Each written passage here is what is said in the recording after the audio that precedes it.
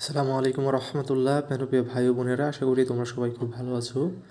তো আমি মোহাম্মদ শাকিল শেখ পড়াশোনা করছি ঢাকা ইউনিভার্সিটিতে। তোমাদের মাঝে ফিনান্স, ব্যাংকিং ও বিমার 3 নম্বর ক্লাস নিয়ে হাজির হলাম, এবং এই 3 নম্বর ক্লাসে আমি ট্রাই করব এইখান থেকে বিমার যতগুলো অধ্যায় আছে, 4টে অধ্যায় আছে, এই ক্লাসেই সবগুলো শেষ করে দেব। অবশ্যই মনোযোগ সহকারে যদি ক্লাসটি দেখো, সেক্ষেত্রে তোমার এই বিমা সম্পর্কে কোনো রকম কোনো দ্বিধাদ্বন্দ্ব থাকবে না, এবং প্রত্যেক বছর এখান থেকে 2টা অথবা 3টা প্রশ্ন পাওয়া যায়। ইজিলি 2 থেকে 3টা প্রশ্নের অ্যান্সার করতে পারবা এবং একটা ভালো মার্ক উঠাইতে পারবা যদি ভিডিওটি সম্পূর্ণভাবে মনোযোগ সহকারে দেখতে পারো। তো চলো আমরা বিমা সম্পর্কিত সব কিছু জেনে নেই। এখানে এমসিকিউ সহ এখানে যাবতীয় সৃজনশীল প্রশ্ন থাকলেও সেগুলো আমরা সমাধান করার চেষ্টা করব। তো অবশ্যই মনোযোগ সহকারে দেখবে, আর অবশ্যই ভিডিওটা একটা লাইক দেবে, কারণ তোমরা লাইক দিতে ভুলে যাও। আসলে লাইক দিলে আমরা একটু খুশি হই, আমরা মনে একটু প্রফুল্লতা পাই। তো যাই হোক, এটা তোমাদের ব্যাপার, যদি না দাও আর তো কিছু বলার নাই। এখন দেখো, আমাদের যে অধ্যায়টা আছে এটা তো 10 নম্বর অধ্যায়, বিমার মৌলিক ধারণা। তো বিমার মৌলিক ধারণাটা কি, বিমার মৌলিক ধারণাটা নিয়ে নিই। তো প্রত্যেকটা সময়ই আমাদের কোনো কিছু করতে গেলে আমাদের একটা ধারণা প্রয়োজন হয়। ব্যবসা করতে গেলে আমাদের একটা ধারণা প্রয়োজন হয়, আসলে ব্যবসাটা কীভাবে করব, এই ব্যবসাটা কেমন হবে কি না হবে, জাস্ট এগুলো আগে থেকে একটা ধারণা নিতে হয়। ঠিক বিমার ক্ষেত্রেও এরকম একটা ধারণা নিতে হবে। তো দেখি সেই ধারণাটা কি আছে। তো সর্বপ্রথম আমাদেরকে বুঝতে হবে ভাই, বিমা কি। বিমা কি, তো এখানে দেখতে পাচ্ছ মানুষের জীবন ও সম্পত্তিকে ঘিরে যে ঝুঁকি বিদ্যমান তার বিপক্ষে আর্থিক প্রতিরক্ষা ব্যবস্থাই হলো বিমা। তো ভাইয়া, বিমা কিসের বিপক্ষে করা হয়? মানুষের জীবন আছে এবং কি মানুষের সম্পত্তি আছে। তাই মানুষের জীবন ও সম্পত্তিকে কিছু ঘিরে কিছু ঝুঁকি থাকে। সাপোজ ভাইয়া, ঝুঁকিটা কি? তোমার জীবনের উপর তোমার দুর্ঘটনা হতে পারে, অ্যাক্সিডেন্ট হতে পারে, ছিনতাই হতে পারো তুমি, ডাকাতি হতে পারে। তো এটা তোমার জীবনের ঝুঁকি, তুমি পঙ্গু হয়ে যেতে পারো। দেন তোমার চাকরি চলে যেতে পারে, এটা কি তোমার জীবনের ঝুঁকি। আর সম্পত্তির ঝুঁকি কি ভাইয়া?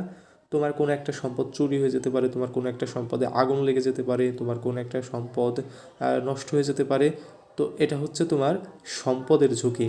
তো এই যে যে তোমার জীবন আর সম্পদের যে ঝুঁকিটা আছে, সেই ঝুঁকির বিপক্ষে, অর্থাৎ এই ঝুঁকির বিপক্ষে আর্থিক প্রতিরক্ষা ব্যবস্থা। এখানে আর্থিক প্রতিরক্ষা ব্যবস্থা অর্থাৎ তোমার যদি এই ক্ষতিটা হয়, তোমার যদি জীবনের কোনো ক্ষতি হয়, তোমার যদি সম্পদের কোনো ক্ষতি হয়, সেই ক্ষতিপূরণটা কে করবে? সেই ক্ষতিপূরণটা বিমা কোম্পানি তোমাকে সেই ক্ষতিপূরণটা দেবে। সাপোজ তোমার 1 লক্ষ টাকার সম্পত্তি আছে, 1 লক্ষ টাকার সম্পত্তি তুমি বিমা করছো। তো 1 লক্ষ টাকার সম্পত্তির বিমা করার পর যদি ক্ষতিটা সংঘটিত হয়, বিমা কোম্পানি তোমাকে 1 লক্ষ টাকা প্রদান করে দেবে। তার মানে কি, তোমার ক্ষতিটা কিন্তু বিমা কোম্পানি বহন করতেছে। তো এটাই আর্থিক প্রতিরক্ষা ব্যবস্থা। এখন আসো ভাইয়া, এখানে 3টা ইম্পর্টেন্ট জিনিস দিয়েছি। নাম্বার 1, বর্তমানে বিমা আইন। বর্তমানে বিমা আইন কত সালের ভাইয়া? বর্তমানে বিমা আইন 2010 সালের। বর্তমানে বিমা আইন 2010 সালের। তারপর কি, তারপর যে বিমার প্রধান কাজ কি? হ্যাঁ, বিমার প্রধান কাজ নিশ্চয়তা প্রদান। বিমার প্রধান কাজ কি? নিশ্চয়তা প্রদান। দেন বিমার উদ্দেশ্য কি? বিমার উদ্দেশ্য ঝুঁকি বন্টন। ঝুঁকি বন্টন ভাইয়া কিভাবে করে? তোমার এইখান থেকে প্রশ্ন আসতে পারে যে বিমা কিভাবে ঝুঁকি বন্টন করে। দেখো ভাইয়া, তোমার এইখানে তোমার সম্পত্তি, তোমার 10,000 টাকার সম্পত্তি আছে। তো 10,000 টাকার সম্পত্তির উপর তুমি বিমা করলে একটা বিমা কোম্পানির নিকট, মেবি এটা একটা বিমা কোম্পানি, তুমি একটা বিমা কোম্পানির নিকট বিমা করলে। তো তোমার যদি সম্পত্তির ক্ষতি হয়, বিমা কোম্পানি কি করবে? তোমাকে 10,000 টাকা দিয়ে দেবে। তো এখানে কি হলো, তুমি তোমার যে ঝুঁকিটা ছিল, এটা কিন্তু তোমার সম্পদের ঝুঁকি, তোমার সম্পদের ঝুঁকিটা বিমা কোম্পানির কাছে দিলে। তো এই বিমা কোম্পানির কাছে দেওয়ার কারণে কি হলো, ঝুঁকিটা বন্টন হয়ে গেল, অর্থাৎ তোমার থেকে বিমা কোম্পানির কাছে ঝুঁকিটা চলে আসলো, অর্থাৎ তোমার ঝুঁকিটা বন্টন হয়ে গেল। তাই বলা হয়েছে যে বিমা কি ঝুঁকি বন্টন করে। এখন যদি খ নম্বরে প্রশ্ন আসে যে এখন সংখ্যা হিসেবে কীভাবে লিখবে, তোমার বইতে চাইলে চেক করতে পারো, বিভিন্ন বোর্ডেই এরকম প্রশ্ন এসে থেকেছে। তো ওইখানে লেখা আছে। আবার আমি একটু বলে দেই যে বিমা গ্রহীতা তার ঝুঁকি নির্দিষ্ট প্রিমিয়ামের বিনিময়ে বিমা কোম্পানি বা বিমাকারের নিকট হস্তান্তরের মাধ্যমে ঝুঁকিটা বিমা কোম্পানির বন্টন হয়। তো এরকমভাবে লিখে দিবা। আর অবশ্যই একটু বই থেকে একটু ভালো করে পড়ে নিবা, কারণ ওখানে আরও স্ট্যান্ডার্ড একটা কথা লেখা আছে। এখন বিমার গুরুত্ব বা প্রয়োজনীয়তা। আসলে ভাই, বিমার দরকারটা কি, আমরা কেন বিমা করব, তো এই গুরুত্বটা কি, আমরা এই গুরুত্বটা দেখে নিই। নাম্বার ওয়ান দেখতে পাচ্ছ হচ্ছে কি আর্থিক নিরাপত্তা বিধান। বিমা কি ভাই আমাদের আর্থিক নিরাপত্তা দেয়? তো আর্থিক নিরাপত্তা যদি দেখি আমাদের কি বিমার আর্থিক নিরাপত্তা দেয় কি না। সাপোজ আমরা হচ্ছে একটা বিমা করেছি, বিমার মেয়াদ হচ্ছে 7 বছর। তো আমাদের বিমাটা হচ্ছে কিস্তি দিতে হবে, প্রত্যেক মাসে 100 টাকা করে আমরা কিস্তি দেই। 100 টাকা করে কিস্তি দেবো, আমি 1000 টাকা বলেছি। তো 100 টাকা করে হচ্ছে কিস্তি দেই। তো 100 টাকা করে কিস্তি দেওয়ার পর আমরা হচ্ছে 7 বছর পর সাপোজ আমরা 20,000 টাকা পাবো। তো কত টাকা পাবো আমি কিন্তু হিসাব করি নাই, সাপোজ আমি ধরে নিচ্ছি যে আমরা 20,000 টাকা পাবো। তো এই যে ভবিষ্যতে আমরা একটা টাকা পাবো, এটা হচ্ছে ভাই আর্থিক নিরাপত্তা। আর আমি যে 100 টাকা করে সঞ্চয় রাখতেছি, এই সঞ্চয় তো আমার বীমা কোম্পানির কাছে থেকে যাচ্ছে, এই টাকা তো আমি 7 বছর পর এমনিতেই পাবো, মানে কোনো তাদের কাছে বলা লাগবে না, তারা 7 বছর পর আমাকে এই টাকা এমনিতেই দিয়ে দেবে। তো এটাই হচ্ছে কি আর্থিক নিরাপত্তা বিধান, মানে কি আমার অর্থের একটা নিরাপত্তা বিধান করতেছে, আমার অর্থ ভবিষ্যতে পাবো এই আশাটা আমাকে দিতেছে। 2 নম্বর আছে ভাই সঞ্চয় সৃষ্টি। দেখো সঞ্চয় সৃষ্টি কিন্তু এখানে হয়েছে, এই যে আমি প্রত্যেক মাসে 100 টাকা করে সঞ্চয় করতেছি, তার মধ্যে কি 7 বছর দেবো, এটাই হচ্ছে সঞ্চয় সৃষ্টি। তারপর কি আছে, তারপর আছে ভাইয়া যে এখানে কি বিনিয়োগের সুযোগ লাভ। হ্যাঁ অবশ্যই বিনিয়োগের সুযোগ লাভ, কারণ তুমি বিমা কোম্পানিতে যদি সঞ্চয় করো বা বিমা কোম্পানিতে যদি তুমি টাকা রাখো, দেখবা যে একটা নির্দিষ্ট সময় পর, আর তুমি যদি প্রত্যেক মাসে 100 করে রাখো, তাহলে 12 মাসেও কত টাকা, 1200 টাকা। তাহলে হচ্ছে 1 বছর হচ্ছে 1200 টাকা, 10 বছরে কত, 12,000 টাকা। তো 10 বছর হচ্ছে 12,000 টাকা। বিমা কোম্পানি কি তোমাকে 12,000 টাকা দেবে? নাও, কখনোই না। বিমা কোম্পানি হচ্ছে তোমাকে মিনিমাম মিনিমাম 15,000 টাকা দেবে, মিনিমাম 15,000 টাকা দেবে। তো এই যে 15,000 টাকা দিচ্ছে, এটা তোমার বিনিয়োগের মতো কাজ করছে না? তুমি 12,000 টাকা বিনিয়োগ করে 3,000 লাভ হয়েছে। তো এটা হচ্ছে বিনিয়োগের সুযোগ। দেন তুমি 15,000 টাকা যখন একবার একটা মূলধন পাবে, তখন কিন্তু তুমি বড় একটা অ্যামাউন্ট হয়ে গেছে, তুমি সেক্ষেত্রে কিন্তু ব্যবসা প্রতিষ্ঠানে বিনিয়োগ করতে পারবে। তো এটা হচ্ছে কি বিনিয়োগের সুযোগ লাভ। তো তারপর সে কি মানসিক প্রশান্তি সৃষ্টি। তো এইখানে হচ্ছে একটা মানসিক প্রশান্তির সৃষ্টি হয়।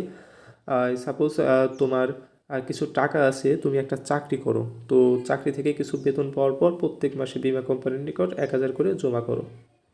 1,000 করে জমা রাখার পর তোমার এখানে তোমার যে বিমার ধরনটা আছে, সেই বিমাটা হচ্ছে এরকম যে তোমার চাকরি চলে গেলে, হচ্ছে তোমাকে এরা তোমার ওই চাকরির যে ক্ষতিটা আছে সেই ক্ষতিপূরণটা প্রদান করবে।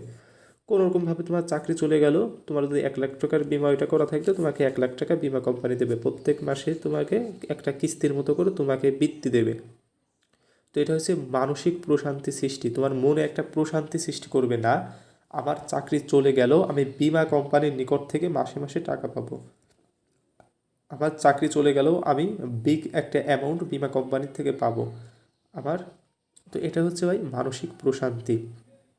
তারপর হচ্ছে যদি জীবন বীমা হয়, তো জীবন বীমার ক্ষেত্রে কি, জীবন বীমা বিভিন্ন ধরনের হয়ে থাকে। তো সাধারণ জীবন বীমার ক্ষেত্রে হচ্ছে 7 বছর পর সেটা কি হয়, মেয়াদি বীমাপত্র, সেটা হচ্ছে 7 বছর পর সেটা যদি তুমি মারা যাও, 7 বছরের পূর্বে যদি তুমি মারা যাও, সেক্ষেত্রে তোমাকে যদি 1 বছর পরেও মারা যাও, তোমাকে বিমা কোম্পানি পুরো টাকাটা দেবে। তোমার যদি 1,00,000 টাকার বিমা করা থাকে, সেই 1,00,000 টাকা বিমা কোম্পানি পুরো টাকাটা তোমার নমিনি যে আছে, অর্থাৎ তুমি নমিনি হিসেবে যাকে রাখছো তাকে দিয়ে দেবে। আর যদি তুমি বেঁচে থাকো, ওই 7 বছর পর তোমাকে 1,00,000 টাকা দিয়ে দেবে, অর্থাৎ তুমি মরলেও পাবা, বাঁচলেও পাবা।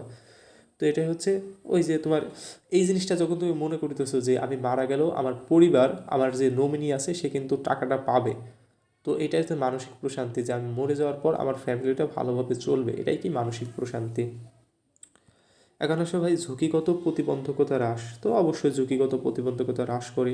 ওই যে আমার সম্পত্তির উপর বিমা করি কী জন্য, ও যাতে আগুনে পুড়ে আমার সম্পত্তির ক্ষতি হয়, এই ক্ষতিটা ক্ষতি যাতে না হয়, সেক্ষেত্রে তো আমরা বিমা করি। তো এটা কি ঝুঁকিগত প্রতিবন্ধকতা হ্রাস করে। দেন হচ্ছে মূলধন গঠন করে, এটা আমরা সবাই বুঝছি অবশ্যই, যে ওই যে 7 বছর একটা মেয়াদের পর আমরা যদি প্রত্যেক মাসে 100 করে ধরিস, 20,000 টাকা আমরা হয়তো পাবো। এই 20,000 টাকা কি আমার মূলধন হইলো না, বড় একটা অ্যামাউন্ট হইলো, এটা হচ্ছে মূলধন গঠন করে। তারপরে কি আছে ভাই, কর্মসংস্থানের সুযোগ সৃষ্টি করে। দেখো ভাই বিমা কিন্তু কর্মসংস্থানের সুযোগ সৃষ্টি করে কিভাবে। দেখো বাংলাদেশে দুইটি বিমা কোম্পানি রয়েছে, জীবন বিমা কোম্পানি আর হচ্ছে কি সাধারণ বা সম্পত্তি বিমা কোম্পানি। তো এই যে বিমা কোম্পানি রয়েছে, বিমা কোম্পানির প্রত্যেকটি জেলায় জেলায় কিন্তু শাখা রয়েছে, উপশাখা রয়েছে। তো এই যে এতগুলো শাখা রয়েছে, উপশাখা রয়েছে, কেন্দ্রীয় বীমা কোম্পানি রয়েছে, এখানে কিন্তু প্রচুর পরিমাণে জনবল প্রয়োজন। কারণ বুঝতেই তো পারছেন যে বীমা কোম্পানি তো ছোট্ট একটা প্রতিষ্ঠান না, এখানে কিন্তু দেশের সব জায়গায় ছড়িয়ে ছিটিয়ে রয়েছে। সেক্ষেত্রে কি কর্মসংস্থানের সুযোগ বাড়ছে, বীমা কোম্পানিতে অনেক লোক কর্মসংস্থানের সুযোগ বাড়ছে। তো এই কারণে হচ্ছে কি কর্মসংস্থানের সুযোগ সৃষ্টি হয়েছে বিমার কারণে। তো অনেকেই চাকরি পাচ্ছে বীমা কোম্পানিতে, চাকরি করতে পারছে, ফলে কর্মসংস্থানের সুযোগ বৃদ্ধি পেয়েছে। তারপর হচ্ছে সরকারের রাজস্ব বৃদ্ধি। দেখো বীমা কোম্পানির মূল উদ্দেশ্য কি? কোম্পানির মূল উদ্দেশ্য ভাই মুনাফা অর্জন। তো যেহেতু এটা হচ্ছে বীমা কোম্পানি, তার মানে কি এর উদ্দেশ্য মুনাফা অর্জন। আর যদি মুনাফা অর্জন করতে পারে, তার মানে কি সরকারকে অবশ্যই রাজস্ব দিতে হবে। রাজস্ব মানে কি সরকারকে কর দিতে হবে। তো বীমা কোম্পানি কি করতেছে, অর্থাৎ মুনাফা করতেছে, সেই মুনাফার থেকে সরকারকে রাজস্ব দিতেছে। তো এখন মনে প্রশ্ন জাগতে পারে আসলে বীমা কোম্পানি কিভাবে মুনাফা অর্জন করে। বীমা কোম্পানি কিভাবে মুনাফা অর্জন করে? এরা তো ক্ষতিপূরণ দেয়, সেক্ষেত্রে এদের মুনাফা তো থাকার কথা না, এরকম একটা তোমার মনে প্রশ্ন আসতে পারে, এরকম একটা ধারণা আসতে পারে। তো চলো আমরা একটু দেখার চেষ্টা করি আসলে বীমা কোম্পানি কিভাবে মুনাফা অর্জন করে। মনে করো জীবন বীমার ক্ষেত্রে, এখানে দেখলাম হচ্ছে জীবন, তো মনে করো হচ্ছে জীবন বীমার ক্ষেত্রে তোমার একজন লোক বীমা করেছে 7 বছরের জন্য। তো 7 বছরের জন্য বীমা করেছে, বীমা কোম্পানি তাকে বলেছে যে 7 বছর পর 20,000 টাকা দেব, 20,000 টাকা দেবো, আপনাকে প্রত্যেক মাসে 100 টাকা করে জমা করতে হবে। এই যে ভাই প্রত্যেক মাসে 100 টাকা করে জমা করতে হবে, এই জমার টাকাটা 7 বছর পর্যন্ত এই লোকটাকে, অর্থাৎ এ নামে লোকটাকে 7 বছর পর্যন্ত জমা করতে হবে।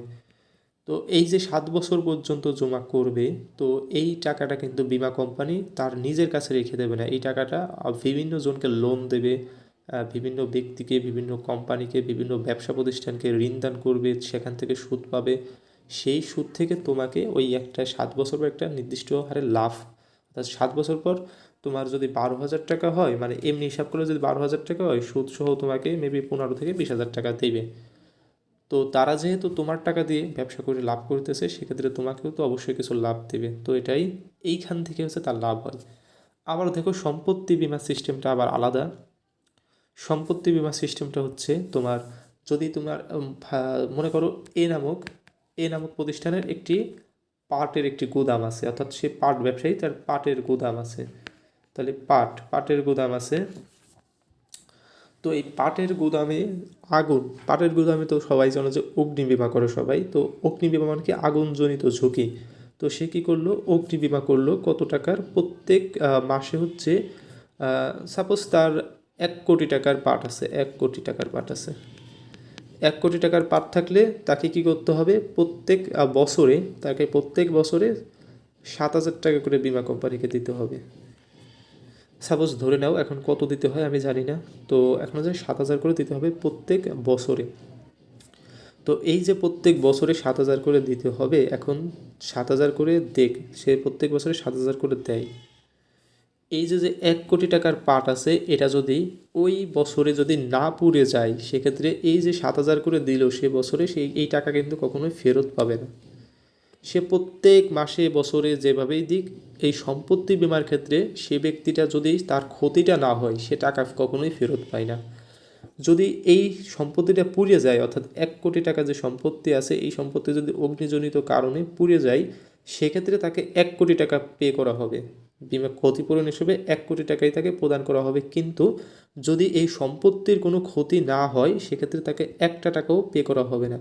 এই যে সে মাসে মাসে 7,000 করে টাকা দিল, এই 7,000 করে টাকা বীমা কোম্পানির লাভ, যদি ক্ষতিপূরণ দেওয়া না লাগে। এই যে এগুলো কিন্তু ফেরত দেয় না। জীবন বীমার ক্ষেত্রে টাকা ফেরত পাওয়া যায়, কিন্তু অন্যান্য বীমার ক্ষেত্রে ভাই বীমা কোম্পানি থেকে কখনোই টাকা ফেরত পাওয়া যায় না। তো এটাই হচ্ছে, এইভাবেই হচ্ছে বীমা কোম্পানির লাভ হয়ে থাকে। দেন হচ্ছে সামাজিক স্বস্তি প্রতিষ্ঠা, ওই যে টাকা পয়সা যদি একটা নিরাপত্তা থাকে, সামাজিক স্বস্তি প্রতিষ্ঠা তো এমনিতে হয়। বৈদেশিক ব্যবসায়ীর উন্নয়ন। তো দেখো ভাই, বৈদেশিক ব্যবসার উন্নয়ন, ওই যে নৌ বিমার মাধ্যমে বৈদেশিক ব্যবসার উন্নয়ন হয়, যেগুলো আমরা পরবর্তীতে আস্তে আস্তে দেখতে পাবো। তো এই ছিল হচ্ছে এইখানের যে বৈশিষ্ট্য বা প্রয়োজনীয়তা ছিল। তো সবচেয়ে গুরুত্বপূর্ণ হচ্ছে কর্মসংস্থানের সুযোগ সৃষ্টি, আর হচ্ছে কি, আর হচ্ছে ঝুঁকিগত প্রতিবন্ধকতা হ্রাস। এই দুইটা জিনিস হচ্ছে সব জায়গা থেকে খুবই ইম্পর্টেন্ট, যে বিমা কোম্পানি কীভাবে কর্মসংস্থানের সুযোগ সৃষ্টি করে, যেগুলো কিন্তু অনেকবার বিভিন্ন বোর্ডে এসেছে। এখন আসো ভাই, বিমা ব্যবসায়ের মূল নীতি। বিমা ব্যবসায়ের মূল নীতিগুলো কী কী, বিমা ব্যবসায় কী কী নীতি থাকে, কি সেই নীতিগুলো পালন করতে হয়। নাম্বার 1 আছে, দেখো যে বিমাযোগ্য স্বার্থের নীতি। বিমাযোগ্য স্বার্থের নীতি ভাইয়া কি, মনে করো যে তোমার একটা বাড়ি আছে, সেই বাড়ির উপর হচ্ছে এ, এটা হচ্ছে এর বাড়ি, আর হচ্ছে বি হচ্ছে এর ফ্রেন্ড। তো এর বাড়ির উপর বি কখনোই বিমা করতে পারবে না। এই যে এর বাড়ির উপর বি কখনোই বিমা করতে পারবে না। সে যদি এর বাড়িটাকে বিমা করতে যায়, সেক্ষেত্রে বিমা কোম্পানি সেই প্রস্তাবে কখনোই রাজি হবে না, বিকজ এই বিমাযোগ্য স্বার্থের নীতির কারণে। তো বিমাযোগ্য স্বার্থের নীতি কি, অর্থাৎ বিমাকৃত বিষয়বস্তুতে বিমা গ্রহীতার আর্থিক স্বার্থই হলো বিমাযোগ্য স্বার্থ। এখানে দেখো, এর যে বাড়িটা আছে, এই বাড়িটা কিন্তু এর একটা স্বার্থ আছে, যে তার নিজস্ব বাড়ি, সে কিন্তু বিক্রি করতে পারবে, সে চাইলে সব কিছু করতে পারবে। কিন্তু বি তার বন্ধু, আসলে বন্ধুর ক্ষমতাটা তো অতটা নাই। এমনকি এর বাড়িতে এর ছেলেও কিন্তু কোনো রকম কোনো বিমা করতে পারবে না, কারণ যার সম্পদ তাকেই বিমা করতে হবে। তো এটা বিমা কোম্পানি খুবই ভালো করে খেয়াল করে যে আসলে তার আর্থিক স্বার্থ আছে কিনা, বিমাযোগ্য স্বার্থ আছে কিনা, সে যে বিষয়বস্তুর উপর বিমা করতে চাইতেছে সেখানে তার আর্থিক স্বার্থটা আছে কিনা। যদি দেখে যে হ্যাঁ আর্থিক স্বার্থ আছে, সেক্ষেত্রে বিমা কোম্পানি প্রস্তাবটি গ্রহণ করে, আর না থাকলে বিমা কোম্পানি কখনোই প্রস্তাব গ্রহণ করে না। কারণ বিমাযোগ্য স্বার্থ মানে কি, তাইলে বিমাকৃত বিষয়বস্তুতে বিমা গ্রহীতার আর্থিক স্বার্থই হলো বিমাযোগ্য স্বার্থ। এখন হচ্ছে 2 নম্বরে, যে সন্ধিশ্বাসের সম্পর্কের নীতি। তুমি বিমা কোম্পানির সাথে একটা চুক্তি করলে যে আমার এই যে একটা এই সম্পত্তি আছে, এই সম্পত্তির দাম হচ্ছে 10,000 টাকা। এখন বিমা কোম্পানির সাথে সেরকমভাবে চুক্তি করলে তো কিছু কিছু ইনফরমেশন তুমি মিথ্যে দিলে, কিছু কিছু ইনফরমেশন সঠিক দিলে, কিছু কিছু ইনফরমেশন গোপন রাখলে। এই যে তুমি গোপন রাখলে, তুমি মিথ্যা দেবা, তুমি এইগুলো করতে পারবে না। অর্থাৎ সন্ধিশ্বাসের সম্পর্ক একে অপরের প্রতি সবসময় বিশ্বস্ত থাকবে। বিমা কোম্পানি যা বলবে তুমি সেটা সঠিক মনে করতে হবে। তুমি যা বিমা কোম্পানি যেসব ইনফরমেশন দেবে সবগুলোই তোমাকে সঠিক দিতে হবে। অন্যথায় কী হবে ভাইয়া, অন্যথায় হচ্ছে যখন তোমার ক্ষতিপূরণের সময় আসবে, তখন যদি বিমা কোম্পানি বুঝতে পারে যে তুমি কিছু কিছু ইনফরমেশন বিমা কোম্পানিকে ফেক দিয়েছো, কিছু কিছু ইনফরমেশন গোপন করেছো, সেক্ষেত্রে বিমা কোম্পানি তোমাকে ক্ষতিপূরণ করবে না, তোমার ওই বিমাপত্রটি বাতিল হয়ে যাবে। তো অবশ্যই যখন ক্ষতিপূরণ যখন হচ্ছে বিমা প্রস্তাব করা হয়, যখন এই নীতিটা পালন করতে হয়। তাছাড়া ওই যে ক্ষতিপূরণ পাওয়ার সময় একটু সমস্যা থাকে। এখন আসলে ভাই আর্থিক ক্ষতিপূরণের নীতি মানে কি, বিমা কোম্পানি যে অর্থ দিয়ে ক্ষতিপূরণ করে। তোমার 10,000 টাকার সম্পদ পুড়ে গেলে তোমাকে 10,000 টাকা দিয়ে দেবে। তো এটা হচ্ছে আর্থিক ক্ষতিপূরণের নীতি। প্রত্যক্ষ কারণের নীতি। তো প্রত্যক্ষ কারণের নীতি কি, বিমা যখন করা হয় তখন ওই একটা কাগজ থাকে, সেই কাগজে বিভিন্ন ধরনের রুলস লেখা থাকে যে কী কী কারণে এই কোম্পানিটা ক্ষতিপূরণ দেবে।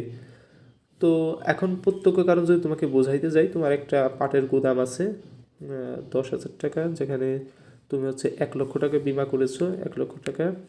তো তুমি কি করলে, যেহেতু পাটের বর্তমানে মন্দ অবস্থা, তোমার 1,00,000 টাকার পাট আছে, তুমি দেখতেছো যে এই পাট এখন যদি আমি বিক্রি করি আমি 50,000 টাকা মাত্র পাবো। তুমি কি করলে, পাটে আগুন ধরাই দিলে। তো আগুন ধরাই দিলে ভালো, তুমি নিজে নিজে আগুন ধরাইলে, আগুন ধরানোর পর তুমি ভাবলে যে আমি যদি নিজে নিজে আগুন ধরাই, বিমা কোম্পানির নিকট বলি যে আমার সম্পত্তিতে আগুন লেগে গেছে, আমাকে টাকা দেন, বিমা কোম্পানি নিশ্চয়ই ফেরত দেবে, তুমি ভাবলা। বাট বিমা কোম্পানি কিন্তু কখনোই ফেরত দেবে না, তোমার ওটা তদন্ত করবে আসলে আগুনটা কীভাবে লাগলো। যদি দেখে যে তুমি আগুনটা লাগাইছো, তার মানে কি প্রত্যক্ষ কারণে হয় নাই, সেটা হচ্ছে পরোক্ষ কারণ।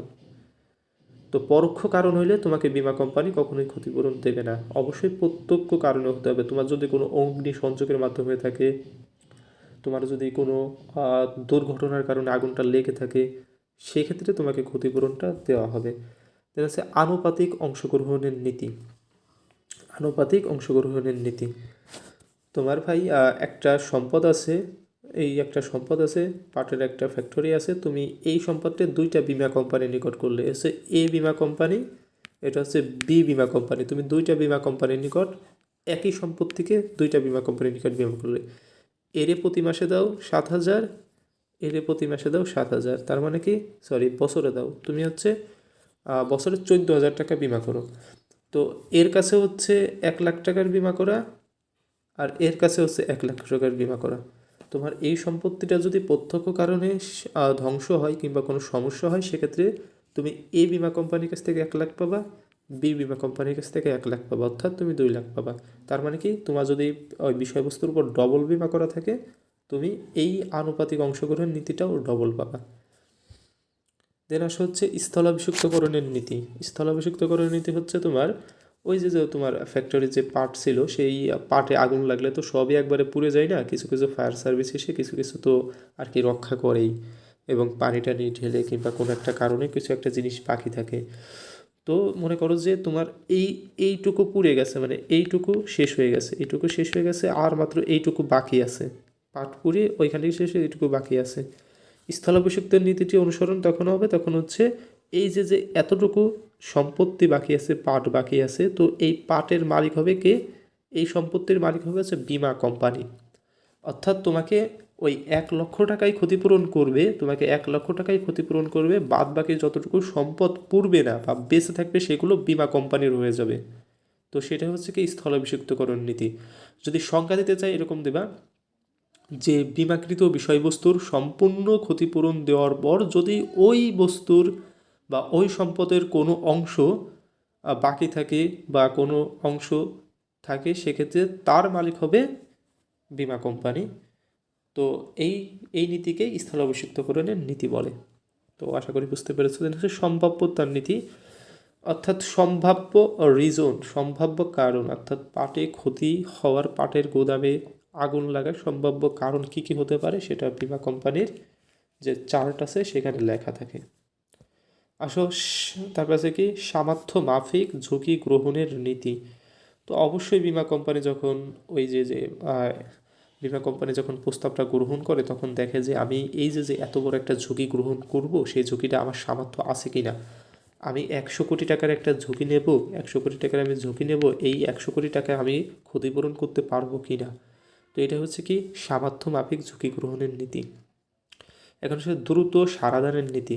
দ্রুত সারাদান মানে কি, তোমার ক্ষতি হয়ে গেছে আগুনে, তোমার ওই ফ্যাক্টরিটা পুড়ে গেছে, এখন কি করবে, এখন বিমা কোম্পানি দ্রুত তোমার ওই বিমা দাবিটা পরিশোধ করবে, ক্ষতিপূরণটা পরিশোধ করবে। তো এটাই দ্রুত সারাদানের নীতি। এখন আসো বিমাকে কয়েকটি ভাগে ভাগ করা যায়। তো এইখানে দেখতে পাচ্ছ হচ্ছে যদি এরকম আসে যে বিমা কত প্রকার, তোমাকে এরকম প্রশ্ন করা হবে না কখনো, এরকম অ্যান্সারও দিতে পারবে না, কারণ বিমাকে ওরকমভাবে ভাগ করা যায় নাই। তো এটা হচ্ছে বিমাকে এরকমভাবে ভাগ করা যেতে পারে, মানে আরও ভাগ আছে, জাস্ট এরকমভাবে যেতে পারে, এরকমই, কখনো এরকম প্রশ্ন আসবে না বিমা কত প্রকার। তো তোমার 1 নম্বরে কি আছে, 1 নম্বর হচ্ছে জীবন বিমা। জীবন বিমা, নৌ বিমা, অগ্নি বিমা, এটা হচ্ছে বিবিধ বিমা। তো বিবিধ বিমার মধ্যে তোমার দুর্ঘটনা বিমা আছে, দেন হচ্ছে মোটরসাইকেল বিমা, গাড়ি বিমা, গাড়ো বিমা, বাড়ি বিমা, এটা বিমা, সেতা বিমা, পঙ্গু বিমা, নিরাপত্তা বিমা।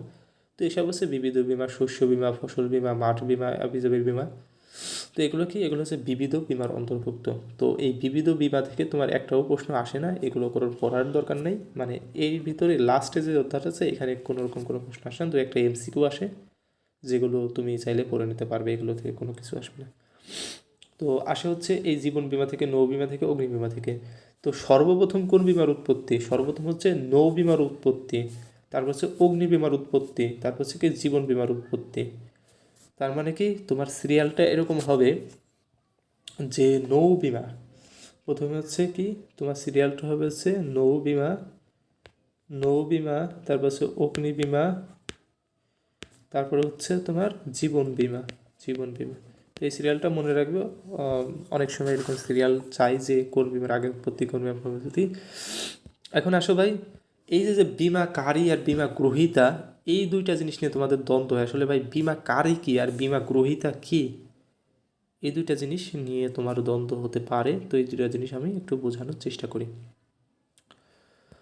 মনে করো ভাই এখানে হচ্ছে এ এ আছে বি, এ হচ্ছে কি বীমা কোম্পানি, এসে বীমা কোম্পানি। আর এই যে বি আছে, বি হচ্ছে তোমার একজন মানুষ, মানুষ, বি হচ্ছে মানুষ বা জনগণ।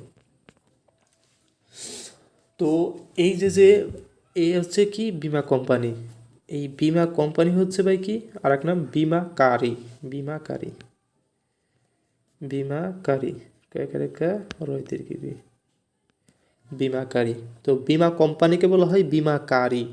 আর বীমা যে করে, অর্থাৎ বি যেহেতু মানুষ বীমা করবে, এর কি বীমা গ্রহীতা, বীমা গ্রহীতা।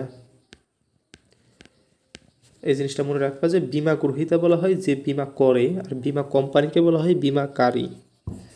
তো অনেক সময় অনেকেই ভাবে যে বীমাকারী মানে কি যে বীমা গ্রহণটা করে সেই বীমাকারীতে, এরকম ভাবে। তো এটা বীমাকারী মানে কি, বীমাকারী মানে বীমা কোম্পানি, বীমা গ্রহীতা মানে কি বীমা যে করে, অর্থাৎ মানুষজন বীমা করে এই মানুষ। এখন আসো বীমা, জীবন বীমা। তো জীবন বীমা কি কি, তো জীবন বীমাতে চলে আসলাম। এখানে আমার এই 11 নম্বর অধ্যায়। তো জীবন বীমা দেখতে পাচ্ছ মানুষের জীবন সংশ্লিষ্ট ঝুঁকি আর্থিকভাবে মোকাবেলার ব্যবস্থা হলো জীবন বীমা। মানুষের জীবনে যেসব ঝুঁকি থাকে সেসব ঝুঁকি যদি আর্থিকভাবে আমরা মোকাবেলা করতে চাই সেটা হচ্ছে জীবন বীমা। কী কী ঝুঁকি থাকতে পারে, তোমার ঝুঁকি থাকতে পারে অ্যাক্সিডেন্ট, অ্যাক্সিডেন্টের একটা ঝুঁকি থাকতে পারে। দেন হচ্ছে চাকরির যে একটা নিরাপত্তা থাকার কথা সেটার একটা ঝুঁকি থাকতে পারে। তারপর হচ্ছে তোমার ভবিষ্যতের কোনো একটা দুর্ঘটনা হবে সেটার একটা ঝুঁকি থাকতে পারে। হচ্ছে পঙ্গু হতে পারে, তুমি পঙ্গু হতে পারো ভবিষ্যতে, এটা দেখতে পারে। তুমি একটা রোগে আক্রান্ত হয়েছো, ওই রোগে তুমি মারা যেতে পারো, এতে একটা ঝুঁকি হতে পারে। তো এইটাই হচ্ছে মানুষের জীবনের ঝুঁকি।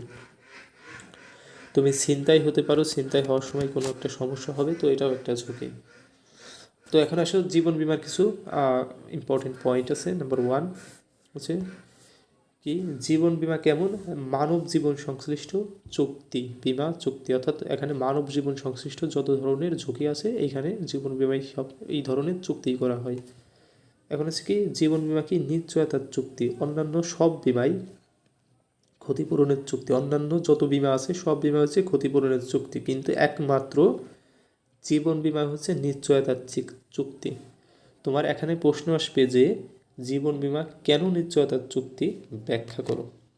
দেখো জিনিসটা হচ্ছে এমন, মানুষের জীবনকে কিন্তু ভাই কখনোই ক্ষতিপূরণ দেওয়া যায় না। মানুষের জীবনের ক্ষতিপূরণ একটা জিনিসের তখনই দেওয়া যায় যখন ওই জিনিসটার দাম কত সেটা মূল্যায়ন করা যায়। তোমার এক গুদাম এক গুদাম পাটের দাম কত সেটা কিন্তু নির্ণয় করা যায়। এক গুদাম পাটের দাম 1 কোটি 2 কোটি, এটা কিন্তু বাজারের উপর ডিপেন্ড করে। বাট মানুষের জীবন ভাই, মানুষের একটা জীবন কখনোই মূল্যায়ন করা যায় না।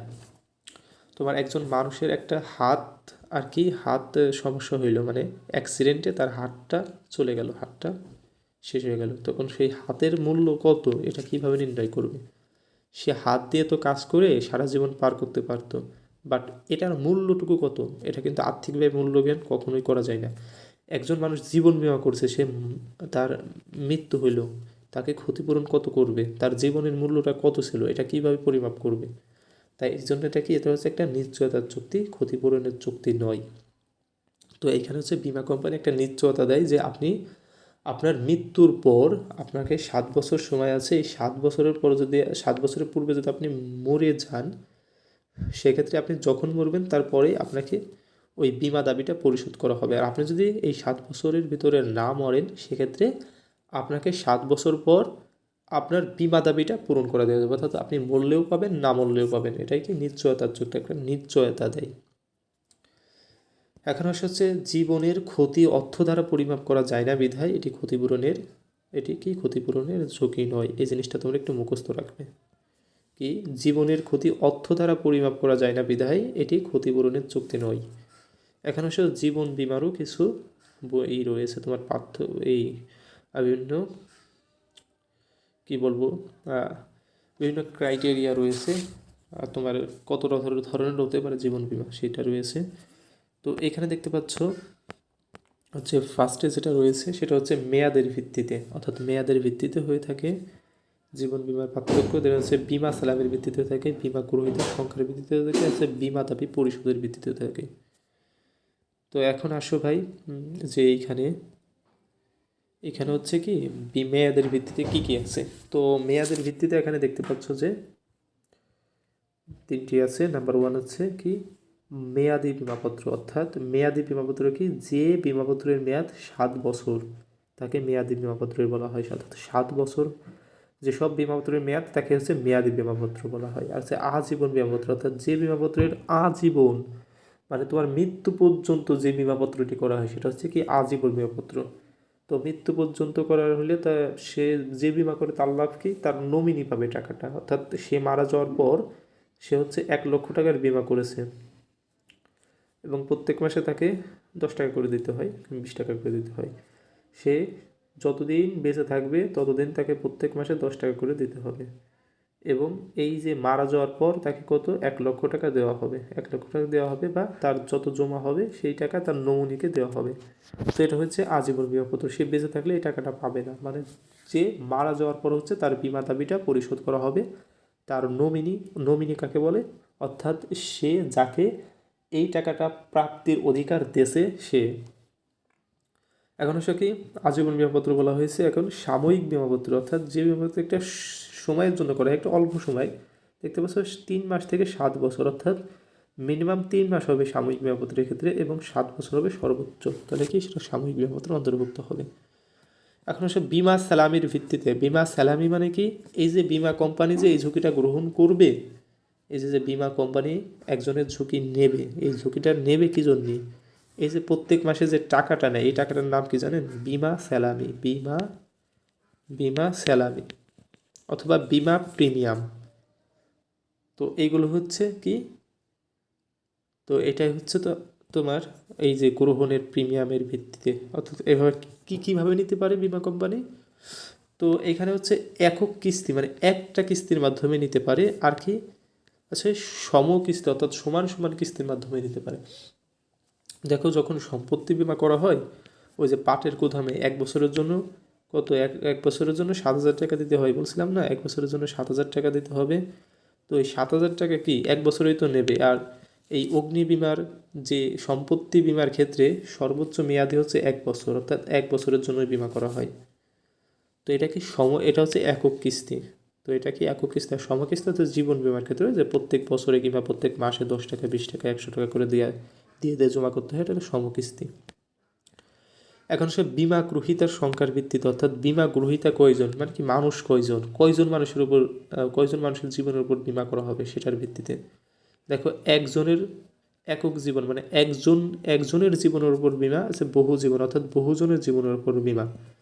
যখন একজন ব্যক্তির জীবনের উপর বিমা করা হয় তখন তাকে একক জীবন বিমা বলে, যখন বহু মানুষের উপর বিমা করা হয় তখন তাকে বহু জীবন বিমা বলে। আসো বিমা দাবি পরিশোধের ভিত্তিতে। তো বিমা করলে তো অবশ্যই বিমা দাবি পাওয়ার আশঙ্কাটা সবাই রাখে। তো বিমা দাবি কীভাবে নিতে পারে, এককালীন আর হচ্ছে কিস্তি।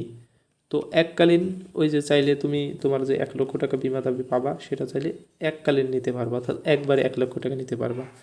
আবার কিস্তি হিসেবে নিতে পারবা চাইলে তুমি প্রত্যেক মাসে 1,000 টাকা করে কিস্তি হিসেবে নিলে, অথবা প্রত্যেক বছর 10,000 টাকা করে কিস্তি হিসেবে নিলে, অথবা প্রত্যেক মাসে 10,000 টাকা করে কিস্তি হিসেবে নিলে তুমি চাইলে সবভাবে নিতে পারবে। এখানে 2টা ক্রাইটেরিয়া আছে, এককালে নিতে পারবা অথবা কিস্তি হিসেবেও নিতে পারবা। যেটা যখন তুমি বিমা করবে তখনই সেগুলো লেখা থাকবে তুমি কী হিসেবে কীভাবে বিমা দাবিটা পেতে চাও, কীভাবে বিমাটা করবে, কত টাকা করে দেবে, তুমি দিন শেষে কত টাকা পাবে সবগুলোই ওখানে ক্যালকুলেট করে দেবে বিমা কোম্পানির কাছে গেলে। তো এখন হচ্ছে সমর্পণ মূল্য। তো সমর্পণ মূল্যটা কি ভাই, এই জীবন বিমার ক্ষেত্রে একটা সমর্পণ মূল্য আছে, বাট অন্যান্য বিমার ক্ষেত্রে কখনোই সমর্পণ মূল্যটা নেই। তো সমর্পণ মূল্যটা তোমাকে বুঝতে হবে। অর্থাৎ জীবন বিমার ক্ষেত্রে শুধু এটা জীবন বিমার ক্ষেত্রে প্রযোজ্য, জীবন বিমা। তো জীবন বিমার ক্ষেত্রে কেউ যদি এমন পরিস্থিতির সৃষ্টি হয় যে সে আর বিমাটা চালিয়ে যেতে পারতেছে না, বিমা চালাবে না অথবা চালিয়ে যাওয়ার সামর্থ্য নাই, সেক্ষেত্রে সে কী করবে, তাকে যে টাকাটা বিমা কোম্পানিকে দিয়েছিল সেই টাকাটা তাকে রিটার্ন দেওয়া হবে। তাকে কোনো সুদ দেওয়া হবে না, তার মেইন টাকাটাই আবার তাকে ফেরত দিয়ে দেওয়া হবে। তো এই সমর্পণ মূল্য বা এই টাকাটা ফেরত তখনই পাওয়া যাবে যদি সেই ব্যক্তিটা 2 বছর বিমাটা চালিয়ে থাকে। যদি সে 2 বছরের কম বিমাটা চালায় সেক্ষেত্রে সে এই সমর্পণ মূল্যটা পাবে না, সে তার টাকাটা ফেরত পাবে না মেয়াদ পূর্তির পূর্বে। তো অবশ্যই 2 বছর যদি হয় তাহলে বিমা কোম্পানির থেকে সমর্পণ মূল্যটা পাওয়া যাবে, বা তুমি যদি চালাইতে অক্ষম হয়ে থাকো সেক্ষেত্রে তোমাকে এই যে টাকাটা তুমি এতদিন জমা করেছো 2 বছর ধরে, সেই টাকাটা তোমাকে দিয়ে দেওয়া হবে। তুমি চাইলে তোমার মেয়াদ হচ্ছে 7 বছর, তুমি বিমা কোম্পানির পরিপক্কতার মেয়াদ 7 বছর, তুমি 5 বছরের মাথায় দেখলে যে তুমি আর বিমা চালাতে পারবে না, তখন তুমি বিমা কোম্পানির কাছ থেকে সমর্পণ মূল্যটা নিতে পারবে। অর্থাৎ তুমি যত টাকা জমা করবে কোম্পানি তোমাকে সুদ দেবে না, জাস্ট ওই তোমার মেইন টাকাটা তোমাকে দিয়ে দেবে। এখন আসো ভাই পুনর্বিমা। তো পুনর্বিমা কি? দেখো, কোনো বিমা কোম্পানি তার গৃহীত ঝুঁকির অংশবিশেষ অন্য কোম্পানির নিকট অর্পণ করলে তাকে পুনর্বিমা বলে। মনে করো যে একটি বিমা কোম্পানি, এ নামক বিমা কোম্পানি 1 কোটি টাকার একটা ঝুঁকি নিয়েছে, 1 কোটি টাকার ঝুঁকি নিয়েছে। এখন সে মনে মনে ভাবতেছে, আমার যদি এই যে আমি 1 কোটি টাকার ঝুঁকি নিয়েছি, এই ঝুঁকিটা যদি সত্যি সত্যি সংগঠিত হয় সেক্ষেত্রে আমার এই ঝুঁকির ক্ষতিপূরণটা দেওয়ার সামর্থ্য নাই। তখন সে কি করলো? তখন এ কোম্পানিটা বি কোম্পানির কাছে 50 লাখ টাকার বিমা করলো। তার মানে কি? তাহলে এ কোম্পানির ঝুঁকি কত থাকলো? 50 লাখ। আর সে হস্তান্তর করলো বি কোম্পানিকে 50 লাখ। তার মানে কি? এই যে কোনো বিমা কোম্পানি তার গৃহীত ঝুঁকির অংশ বিশেষ, এই যে হাফ অংশ অর্থাৎ অর্ধেক অন্য কোম্পানির নিকট অর্পণ করলে, অর্থাৎ তার ঝুঁকি যে এ কোম্পানি তার ঝুঁকি বি কোম্পানির উপর অর্পণ করছে অর্ধেক, তো এটাই হচ্ছে কি পুনর্বিমা। অর্থাৎ একটি কোম্পানি যখন আরেকটি কোম্পানির উপর বিমা, আরেকটি কোম্পানির কাছে বিমা করে, সেটা কি পুনর্বিমা। তো পুনর্বিমা কোন ক্ষেত্রে প্রযোজ্য হবে? কোম্পানির ক্ষেত্রে প্রযোজ্য। এখানে কিন্তু মানুষ কিন্তু পুনর্বিমা করতে পারে না। অবশ্যই এখানে এমসিকিউতে হয়তো আসতে পারে যে পুনর্বিমা কোনটির ক্ষেত্রে প্রযোজ্য। এখানে কিন্তু অবশ্যই বিমাকারীর ক্ষেত্রে প্রযোজ্য অথবা বিমা কোম্পানির ক্ষেত্রে প্রযোজ্যতা দিতে হবে। এখন আসলে একই প্রতিষ্ঠানের কর্মরত ব্যক্তিদের জন্য উপযোগী গোষ্ঠী বিমা। তোমরা তো এরকম শুনেছো যে শ্রমিক গোষ্ঠী, তারপর হচ্ছে কর্মকর্তা গোষ্ঠী, জাস্ট এরকম। তোমার প্রতিষ্ঠানে 250 জন শ্রমিক আছে, তুমি এখন যদি প্রত্যেকের জন্য আলাদা আলাদা বিমা করো ভাই, 250টা বিমা করতে হবে। আর যা কিন্তু পরিচালনা করা খুবই কঠিন। তুমি কি করলে? গোষ্ঠী বিমা করলে, অর্থাৎ এই 250টা শ্রমিকের জন্য একটা মাত্র বিমা করলে। তো এটাই হচ্ছে কি গোষ্ঠী বিমা। তো একই প্রতিষ্ঠানে কর্মরত ব্যক্তিদের জন্য কি উত্তম? গোষ্ঠী বিমা উত্তম। দ্বৈত বিমা সম্ভব কিসের ক্ষেত্রে? জীবন বিমার ক্ষেত্রে। দ্বৈত বিমা কি? অর্থাৎ একটি সম্পত্তির জন্য 2 জায়গায় বিমা করা। তুমি জীবনের উপর বিমা করলে, তুমি এই জীবনের উপর বিমাটা তোমার এ বিমার কাছে করলে, বি বিমা কোম্পানির কাছেও করলে, তুমি চাইলে 2 জায়গায় করতে পারবে, কিন্তু সম্পত্তি বিমা তুমি 2 জায়গায় করতে পারবে না। তো এটা হচ্ছে কি দ্বৈত বিমা। দ্বৈত বিমাকে 2 জায়গায় বিমা করা। তো তোমার এই দুটা নিয়ে একটু কনফিউশন মানে দূর করে নাও যে দ্বৈত বিমা হচ্ছে কি ব্যক্তি 2টা বিমা কোম্পানির নিকট বিমা করবে। আর পুনর্বিমা কি? পুনর্বিমা হচ্ছে ওই বিমাকারী বিমা প্রতিষ্ঠান আরেকজনের কাছে বিমা করবে, আর একটা কোম্পানির কাছে বিমা করবে। এই ক্ষতিপূরণ নীতি প্রযোজ্য নয়, ক্ষতিপূরণের নীতি প্রযোজ্য নয় জীবন বিমার ক্ষেত্রে, অলরেডি বলা হয়ে গেছে।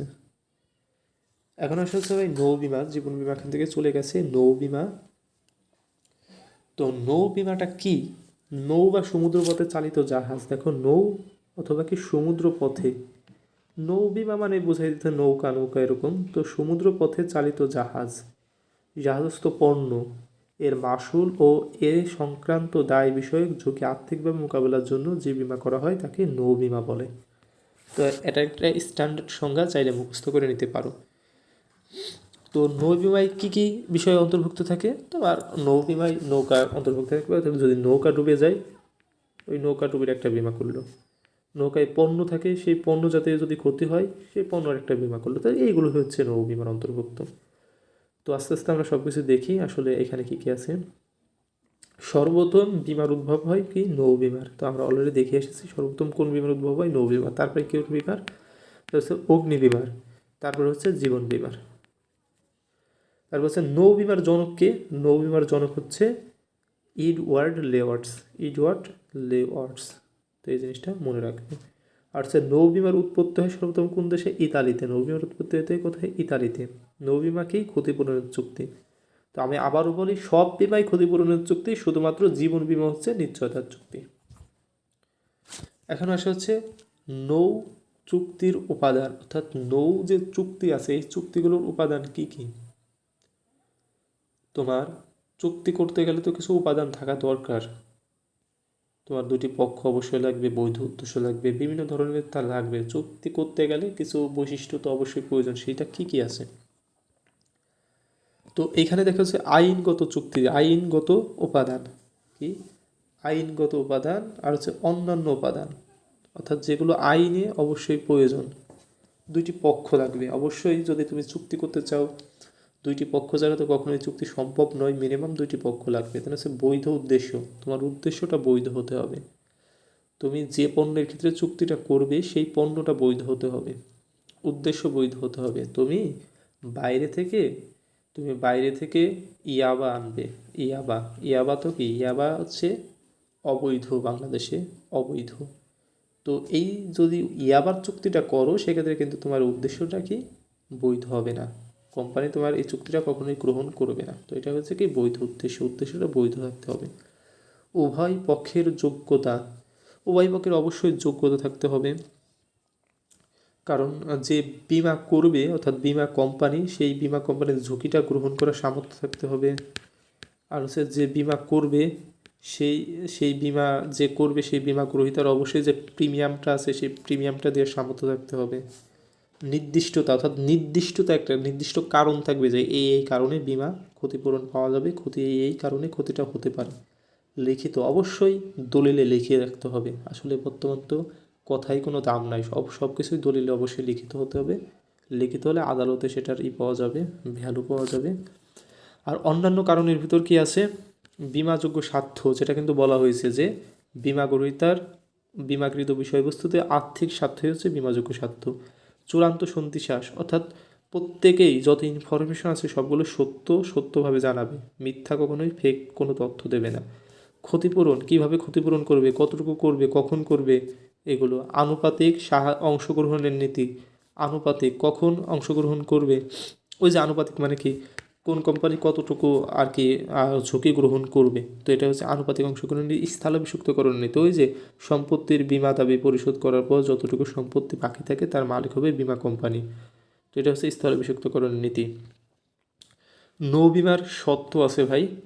নৌ বিমার সত্ত্ব কী কী আছে দেখো, ব্যক্ত সত্ত্ব আর অব্যক্ত সত্ত্ব। এখান থেকে একটা প্রশ্ন আসেই ভাই যে কোনটি ব্যক্ত সত্ত্ব, কোনটি অব্যক্ত সত্ত্ব। দেখো সত্যগুলো কী কী আছে। ব্যক্ত সত্য বা প্রকাশিত সত্য, যেগুলো প্রকাশ করা হয়, যেগুলো আর কি ওই কাগজ কলমে লেখা থাকে যে এইগুলো লাগবে। আর এছাড়া কি অব্যক্ত বা অপ্রকাশিত, যেগুলো কাগজ কলমে লেখা থাকে না কিন্তু এগুলো এমনিতেই বোঝা যায় যে এগুলো করা বাধ্যতামূলক, বাট এগুলো কাগজ কলমে লেখা থাকে না, আর এগুলো হচ্ছে লেখা থাকে। এখানে কি যাত্রার নিরাপদ সময় তোমার ওইখানে লেখা থাকতে হবে। যখন তুমি নৌ বিমা করবে, তুমি সমুদ্রপথে যখন নৌকাটা নেবে, ওই নৌকাটা বা ওই জাহাজটা যাওয়ার সময় কত? 10টায়। তোমার সে সময় কত? 10টা, সকাল 10টা। তুমি যে কোনো একটা নির্দিষ্ট সময় দেবে তাকে। যাত্রার সুনির্দিষ্ট তারিখ, আচ্ছা 10টায় তুমি একটা সময় দিলে, এখন কত তারিখে? আচ্ছা 10 তারিখে যাবে। রক্ষীবহর সঙ্গে রাখা, রক্ষীবহর মানে কি? নিরাপত্তা বহর, অর্থাৎ যারা ওই সব মালামালের দেখাশোনা করতে পারে, ডাকাতদের হাত থেকে রক্ষা করতে পারবে, তারা হচ্ছে কি রক্ষীবহর, তাদেরকে সঙ্গে রাখবে। এটাও তোমাকে ইনশিওর করতে হবে যে হ্যাঁ আমার 10জন রক্ষীবহরের সঙ্গে আছে। বিমাকৃত সম্পত্তি নিরপেক্ষতা ঘোষণা, অর্থাৎ তুমি যে সম্পত্তিটার বিমা করেছো সেটা অবৈধ কি না, সেটা বৈধ আছে কি না, সেটা তোমার দেশের জন্য বৈধ আছে কি না, তোমার কোনো রকম অবৈধ কি না, এই জিনিসটা তোমাকে আর কি নিরপেক্ষতা ঘোষণা করতে হবে। না ঠিক আছে, আমার সম্পত্তি সব কিছুই ঠিক আছে। তো এটা হচ্ছে কি ব্যক্ত সত্য, যেগুলো লেখা থাকে। আর এখানে কি অব্যক্ত সত্যের ভিতর কী কী আছে? অব্যক্ত সত্যের ভিতর আছে কি জাহাজের সমুদ্রে চলাচল যোগ্যতা, মানে এইগুলো তোমার কি কখনোই লেখা থাকবে না, তোমার এমনিতেই ধারণা করে নিতে হবে। তোমার যদি জাহাজ ভাই সমুদ্রে চলাচল যোগ্যতায় না থাকে, তুমি সেই জাহাজ যদি সমুদ্রে নামে বিমা দাবি চাইতে যাও, তোমাকে তো ভাই মায়ের দেবে, কি বলবো। তুমি জাহাজ তোমার চলাচল যোগ্যতাই নাই, জাহাজের তলায় ফুটো আছে আর তুমি জাহাজ নামাইছো পানিতে। তো এই জিনিসটা কি কাগজে লেখা লাগার দরকার, যে এই কাগজে লেখা থাকার দরকার যে জাহাজের সমুদ্র চলাচল যোগ্যতা থাকতে হবে? যাত্রার বৈধতা, তোমার যাত্রার বৈধতা, তোমার জাহাজের লাইসেন্স নাই। হ্যাঁ, তো তার মানে কি তোমার যাত্রার বৈধতা থাকলো আর এই লাইসেন্সটাকে ওখানে বলা থাকবে যে তোমার যাত্রার লাইসেন্স লাগবে? তো এটা কি যাত্রার বৈধতা? তো সে নির্দিষ্ট সময়ে যাত্রা। তো দেখো ভাই, নির্দিষ্ট সময়ে যাত্রা করতে হবে। তুমি বললে যে আমি আমি 10 তারিখে সকাল 10টায় যাত্রা করব। তুমি নির্দিষ্ট সময়ে যাত্রা করলে না। তো এটা তো তুমি নির্দিষ্ট সময়ে যাত্রা অবশ্যই করতে হবে। তো এটাই কি নির্দিষ্ট সময়ে যাত্রা? এটা তোমাকে বলে দেওয়া লাগবে না, তুমি যখন যে কয়টায় যাত্রা করার কথা বলছো সেইটাই তোমার যাত্রা করতে হবে। যাত্রাপথ পরিবর্তন না করা, তুমি যে পাশ দিয়ে যাত্রা করার কথা লিখেছো সেই পাশ দিয়ে যাত্রা তোমাকে করতে হবে, তুমি ওই যাত্রাপথটা পরিবর্তন করতে পারবে না। তো এখন হচ্ছে এগুলো মনে থাকে না, তো মনে রাখার উদ্দেশ্য কিভাবে করতে পারে আমরা মনে রাখে? তো অব্যক্ত সত্য আর ব্যক্ত সত্য এই দুইটা জিনিস বাজাই যায়, মানে একটা আর একটার ভিতরে চলে যায়। এই দুইটা জিনিস আমরা কিভাবে মনে রাখতে পারি? চলো এই মনে রাখার বিষয়টা এখন তোমাদের মধ্যে শেয়ার করি, অর্থাৎ আমি যেভাবে মনে রাখতাম। তো এখানে দেখতে পাচ্ছ অব্যক্ত সত্যটা আমরা মনে রাখবো, অর্থাৎ এইগুলো আমরা মনে রাখবো। এই 4টা জিনিস মনে রাখলে বাদ বাকি যেটা থাকবে এগুলো মনে রাখার দরকার নাই, কারণ এমসিকিউতে আসলে এই 4টা আমরা খুঁজবো, যদি না থাকে তার মানে কি অ্যান্সার হবে এইটা। তো দেখি এখানে কি কি আছে। তো এখানে দেখতে পাচ্ছ হচ্ছে অব্যক্ত সত্যগুলো। এটা কি অব্যক্ত সত্য বা যেগুলো অপ্রকাশিত সত্য, অর্থাৎ নির্দিষ্ট সময়ে যাত্রা ও যাত্রাপথ পরিবর্তন না করে জাহাজের সমুদ্র চলাচল যোগ্যতার অভাবে যাত্রার বৈধতা হারায়। তার মানে কি এই লাইনটা তুমি মনে রাখবে। এই লাইনটা কি বুঝাইতেছে? এই লাইনটা বুঝাইতেছে যে অব্যক্ত সত্যকে বুঝাইতেছে। তো লাইনটা মনে রাখলেই তোমার এখান থেকে এনাফ। তো এরকম নির্দিষ্ট যাত্রা ও যাত্রাপথ পরিবর্তন না করে জাহাজের সমুদ্র যোগ্যতার অভাবে যাত্রার বৈধতা হারায়। দেখো খুবই একটা সুন্দর একটা লাইন লিখে দিচ্ছে। লাইনটা মুখস্থ করে কিন্তু ভাই কোনো ব্যাপার না, এমনিতে 2বার পড়লে তোমার মুখস্থ হয়ে যাবে, ভালো লাগবে। এখন আসো নৌ বিমা, নৌ বিপদ। তো নৌ বিপদটা কত ধরনের হতে পারে? তো নৌ বিপদ কত ধরনের হতে পারে? নৌ বিপদ সাধারণত 2 ধরনের হয়ে থাকে। নাম্বার 1 হচ্ছে প্রাকৃতিক বিপদ, প্রাকৃতিক বিপদ, আর হচ্ছে কি অপ্রাকৃতিক বিপদ। তো প্রাকৃতিক বিপদ কি, যেসব প্রকৃতি থেকে যেসব বিপদ হয় সেটা প্রাকৃতিক বিপদ। আর প্রকৃতি ছাড়া যেসব বিপদ সংঘটিত হয় সেটা কি অপ্রাকৃতিক বিপদ। প্রকৃতি থেকে কী কী বিপদ হতে পারে? সামুদ্রিক ঝড় হতে পারে। তোমার সমুদ্রে যে ঝড়টা হয়ে যেতে পারে সেটা কিন্তু কখনোই বোঝা যায় না আসলে কখনো হবে কি কখনো হবে না। যদিও বর্তমানে সিগন্যাল পাওয়া যায়, পূর্বাভাস পাওয়া যায়, বাট এই জিনিসটা কিন্তু কখনোই 100% শিওর হয় না। তুমি নদীর মাঝপথে আছো তখন তুমি পূর্বাভাস পাইলে, তখন তোমার সেটা লাভ হইল কি? সেটা কি প্রাকৃতিক বিপদ হবে। সমুদ্রের জাহাজ নিমজ্জিত, অর্থাৎ সমুদ্রের জাহাজ তলাই গেল, সেটা কি প্রাকৃতিক বিপদ। ভাসমান বরফখণ্ডে ধাক্কা, তুমি দেখবা যে সমুদ্র বসে মাঝে মাঝে একটা বরফ ভাসে থাকে, সেই বরফে তুমি ধাক্কা খেয়ে তোমার জাহাজের ক্ষতি হইলো বা জাহাজ তলিয়ে গেল, মালামাল নষ্ট হয়ে গেল, সেটা কি প্রাকৃতিক বিপদের অন্তর্ভুক্ত হবে। আর অপ্রাকৃতিক বিপদ কী কী আছে? অপ্রাকৃতিক বিপদ আছে জলদস্যু। তোমার জাহাজে জলদস্যু আসলো, ডাকাত আসলো, ডাকাত এসে তোমার পণ্য নিয়ে গেল, সেটা হচ্ছে অপ্রাকৃতিক বিপদ। আছে শত্রু, তোমার শত্রু আছে, তারা বিভিন্নভাবে জলদস্যু সেজে কিংবা বিভিন্নভাবে তোমার সম্পদের ক্ষতি করলো, এরকম আছে পণ্য নিক্ষেপ। পণ্য নিক্ষেপ আর একটা কি জেটিশন, জেটিশন, যার ইংলিশ নাম আছে জেটিশন, মানে কি পণ্য নিক্ষেপ। তো পণ্য নিক্ষেপ কি? তুমি মনে করো যে তোমার জাহাজে পণ্য বেশি হয়ে গেছে, তুমি একটা নদীর মাঝপথে আছো, তো মাঝপথে আসার পর তোমার নৌকাটা কিংবা তোমার জাহাজটা প্রায় ডুবে ডুবে যাচ্ছে, কিংবা তোমার নৌকাটায় কিছু পানি চলে আসছে, এই কারণে হচ্ছে জাহাজটা আরেকটু ডুবে ডুবে যাওয়া ভাব। তখন তুমি কি করলে? কিছু পণ্য পানিতে নিক্ষেপ করলে, অর্থাৎ যাকে বলা হয় ত্যাগ শিকার। ত্যাগ শিকারও একে বলা হয় বাংলায়, পণ্য নিক্ষেপও বলা হয় বা জেটিশনও বলা হয়, তিনটেই বলা হয়। তুমি এই পণ্য কয়েক বস্তা পানিতে ফেলাই দিলে জাস্ট জাহাজটাকে হালকা করার জন্য, সেটা হচ্ছে কি পণ্য নিক্ষেপ। অর্থাৎ সামুদ্রিক বিভিন্ন কারণে জাহাজকে হালকা করার জন্য যদি জাহাজস্থ পণ্য কিছুটা পণ্য পানিতে ফেলে দেওয়া হয় তাকে কি পণ্য নিক্ষেপ বলে। তো এটা হচ্ছে জেটিসন, পণ্য নিক্ষেপ বা ত্যাগ শিকার। তারপর আগুন, এখানে কি আগুনজনিত কারণে তোমার জাহাজের থেকে আগুন লেগে গেল, এই জনিত কারণে অপ্রাকৃতিক বিপদ। বিস্ফোরণ ও অন্যান্য কারণ, তোমার ওই যে বিভিন্ন ধরনের গ্যাসের সিলিন্ডার থেকে বিস্ফোরণ হইলো, সেটা হচ্ছে কি অপ্রাকৃতিক বিপদ। তো এখন আসা হচ্ছে তোমার প্রকৃতির বিপদ, অপ্রাকৃতিক বিপদ। এটা একটু মনে রাখার চেষ্টা করবে যে কোনটা অপ্রাকৃতিক বিপদ, কোনটা হচ্ছে প্রাকৃতিক বিপদ। তো এই তিনটা জিনিস মনে রাখলে এই পাঁচটা জিনিস মনে রাখার কোনো দরকার নাই। তো এই তিনটা জিনিস মনে রেখো। এখন আসো যে সামুদ্রিক ক্ষতি। সামুদ্রিক ক্ষতি, তো সামুদ্রিক ক্ষতি কতভাবে হতে পারে, মানে ওই যে জাহাজ অথবা পণ্য টন্য এসবের ক্ষতি কয় ধরনের হতে পারে। তো ক্ষতি হতে পারে এগুলো সামগ্রিক ক্ষতি, অর্থাৎ সম্পূর্ণ ক্ষতি হয়ে যেতে পারে। আবার কি আংশিক ক্ষতি, মানে অল্প কিছু একটা ক্ষতি হতে পারে। তো সামগ্রিক ক্ষতির মধ্যে কী কী রয়েছে, একটা জাহাজের ক্ষতি আর একটা মালের ক্ষতি। তো তোমার এমন হতে পারে যে সম্পূর্ণ মানে জাহাজের ক্ষতি হয়েছে শুধুমাত্র, অর্থাৎ জাহাজ ডুবে গেছে কিংবা পণ্য তুমি উদ্ধার করতে পারছো বাট জাহাজটা তুমি উদ্ধার করতে পারো না, তার মানে কি জাহাজের ক্ষতি। মালের ক্ষতি, তোমার পণ্য সব শেষ হয়ে গেছে, তুমি জাহাজ উঠাইতে পারছো পণ্যটা উঠাইতে পারো না, তার মানে কি মালের ক্ষতি। তোমার এইখান থেকে এই ক্ষতি হলে কি করবে, বিমা কোম্পানি তোমাকে ক্ষতিপূরণ করবে, কোনো সমস্যা নেই। এখন হচ্ছে আংশিক ক্ষতি। আংশিক ক্ষতি মানে যে ত্যাগ স্বীকার, ওই যে তোমার জাহাজকে হালকা করার জন্য তুমি কয়েক বস্তা পণ্য সমুদ্রে নিক্ষেপ করে দিলে, তো সেটা হচ্ছে কি ত্যাগ স্বীকার। ওই যে অল্প একটু ক্ষতি হলো, তোমার অল্প কিছু পণ্য তোমার আর ক্ষতি হয়ে গেলো, এটাই কি আংশিক ক্ষতি। তারপর হচ্ছে গচ্চা। গচ্চা কি, তোমার কিছু পণ্য ভাই, তোমার কিছু পণ্য সমুদ্রে তলায় গেছে, তোমার কিছু পণ্য সমুদ্রে তলায় গেছে, তো জাহাজ সহ পণ্য। এখন তুমি পণ্য ছিল হচ্ছে 10,000 টাকার, সাপোজ ধরে রাখো 10,000 টাকার পণ্য ছিল। এই পণ্যটা যখন তুমি উঠাইতে যাবে তখন দেখতেছো তোমার খরচ হবে হচ্ছে 15,000 টাকা। তার মানে তুমি এই পণ্যটা কি উঠাবে নাকি উঠাবে না?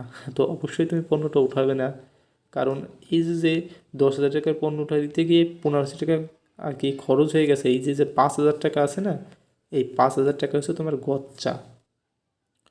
তুমি তো উঠাইতে গিয়ে দেখলে যে আমার 15,000 টাকা শেষ হয়ে গেছে, এই যে 5,000 টাকা বেশি খরচ, এটাই তোমার গচ্চা।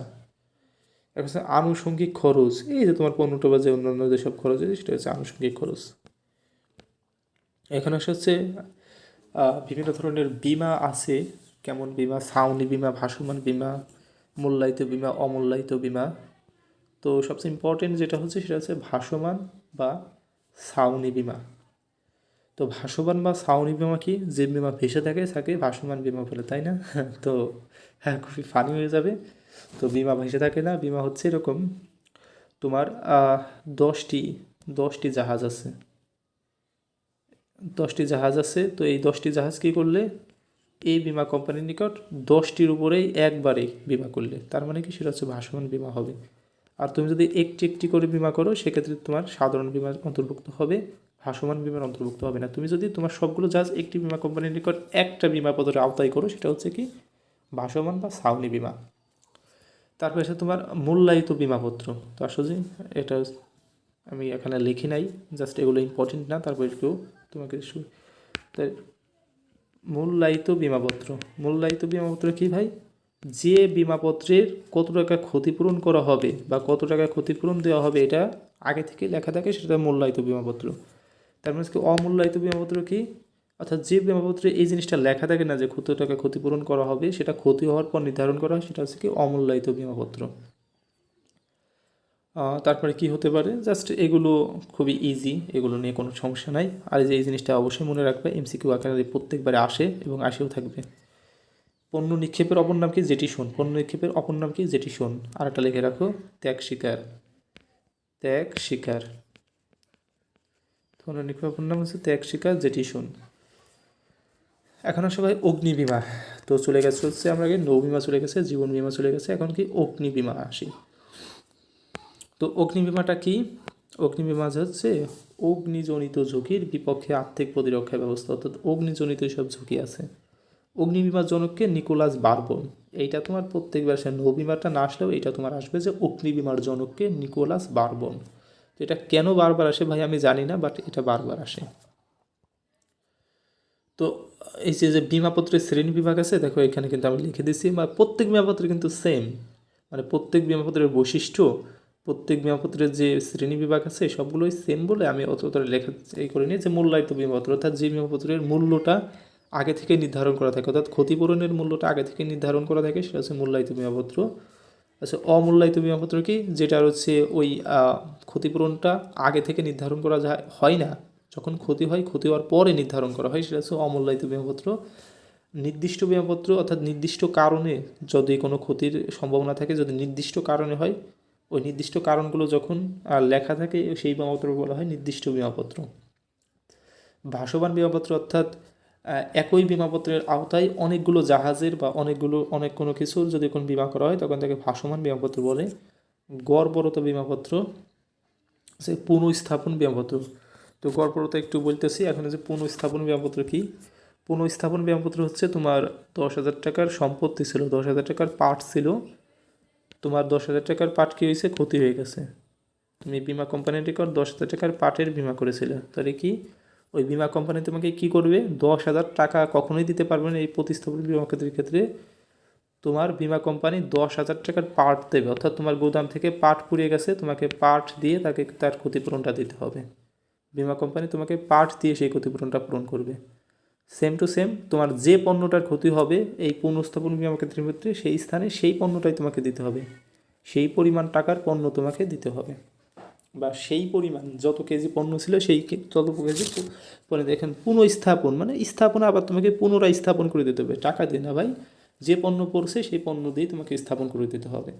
তো এটা হচ্ছে কি পুনঃস্থাপন বিমাপত্র। এখন হচ্ছে গড়পরতা বিমাপত্র। তো গড়পরতা বিমাপত্র কি? মনে করো যে তুমি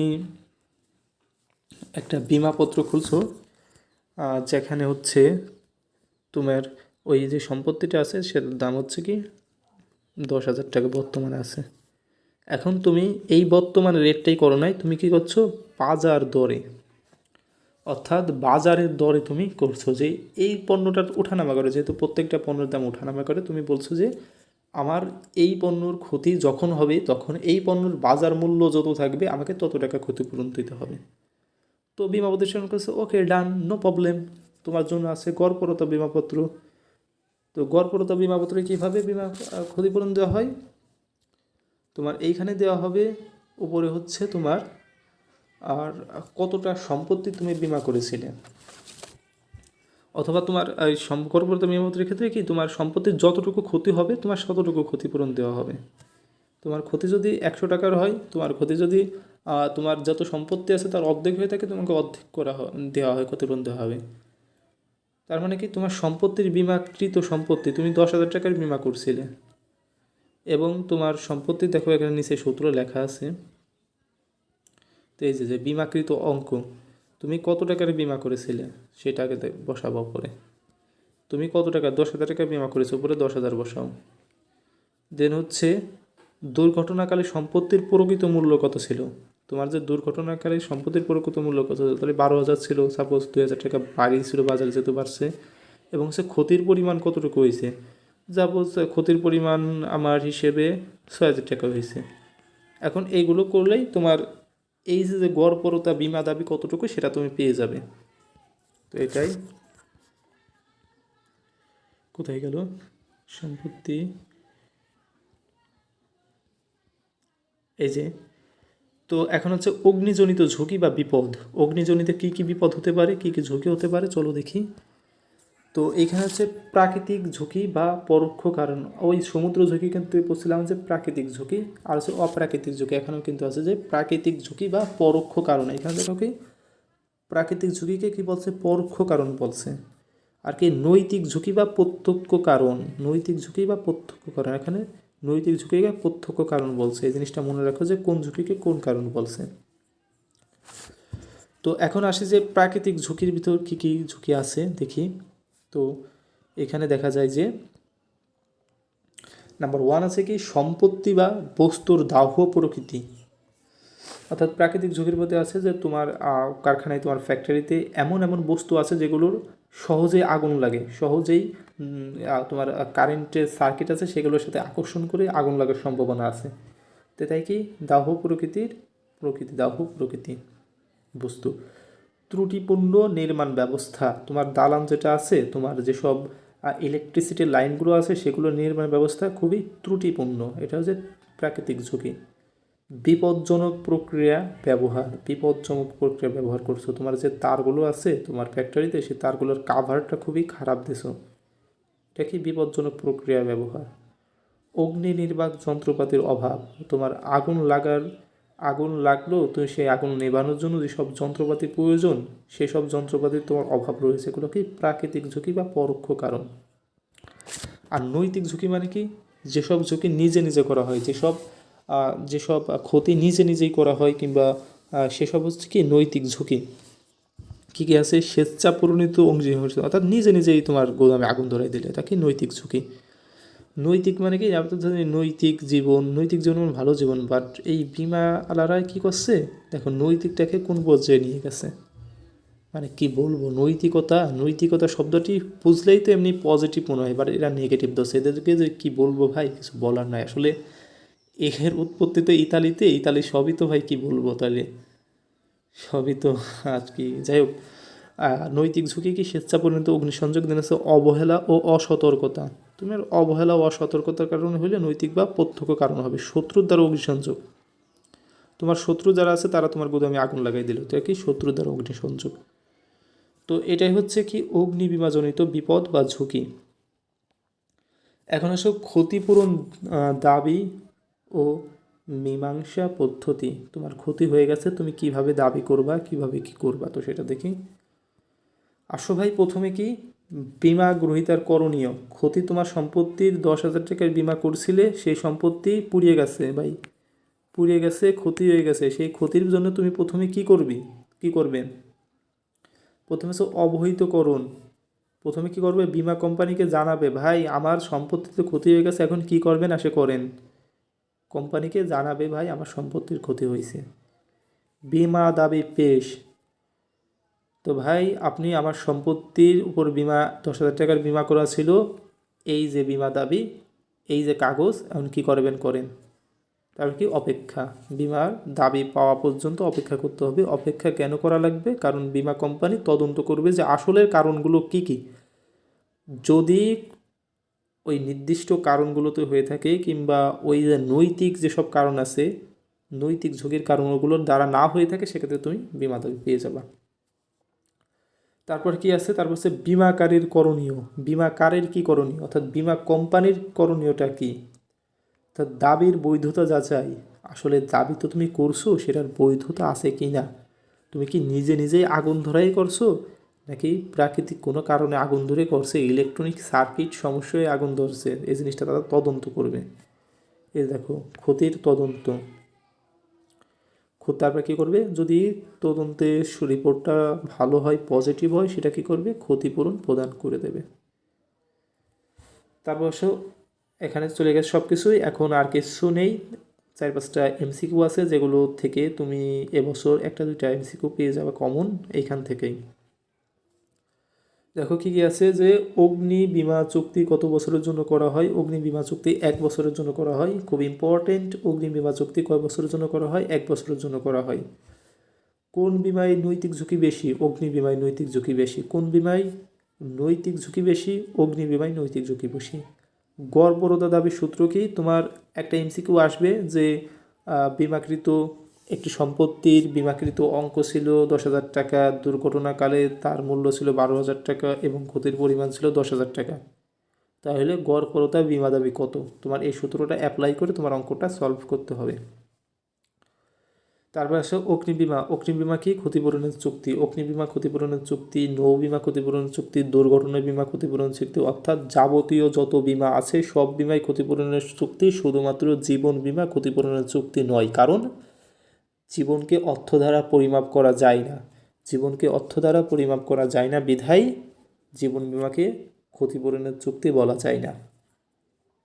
তারপরে তো একটা কথা আছে, fire is a good servant but a bad master. এই কথাটা কে বলেছে, fire is a good servant, fire একটি ভালো একটা চাকর বা ভালো একটা বস্তু, বাট এ ব্যাড মাস্টার, কিন্তু একজন খারাপ শিক্ষক।